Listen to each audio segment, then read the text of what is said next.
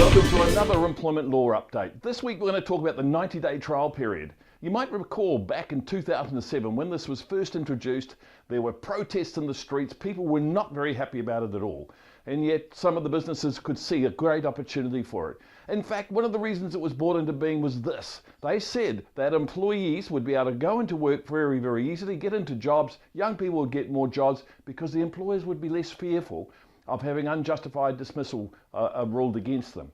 So they introduced it. It's been running for a while now. Now what's happened recently is the Treasury have now put out a report, and they said unfortunately all that was promised about it, more employment, more jobs being put out there, hasn't happened. Hasn't happened. Now the Prime Minister's saying, well, everyone I talk to says it does work and it's working well.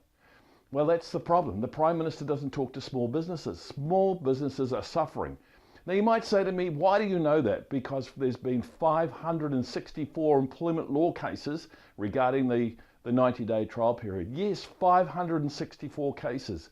That's a myriad. That's a lot of cases and a lot of money that's been spent on employers doing it wrong for the 90-day trial period. It is a problem. Why? Because the law expects too much of employers in terms of being able to fulfill the obligations of the 90-day trial period. For example, the trial period's got to be negotiated before the employee starts work. It's got to be written down and put into an employment agreement. The employee's got to go and get legal advice. The employee's got to make sure that's happened and give the employee a good opportunity for that to happen. And then there's got to be, the clause has got to be worded just specifically right. In fact, there are 12 tests in law before an employer can say that they've done it properly. 12. Big businesses, they have in-house legal people, they have their HR people, and they can get through it. But small employers, the plumbers, the electricians struggle. Now, here's the 12 points. You can see them all laid out here. I'm not going to run through them all for you, but what you can do is access them through me.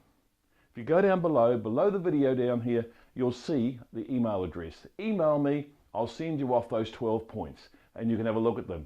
But what's more, there is a clause. That clause will get you through it as well. And in there, that I can provide that to you as well. So send me an email. I'll send these things to you to help you get through this terrible piece of law, which is the 90-day trial period. One other thing I want to make a comment about, from an employee's perspective. If murderers commit a murder, they get the right and explain why they did it. With an employee, if the boss says to them, I don't want you here anymore, you're going, what have I done wrong? Just go.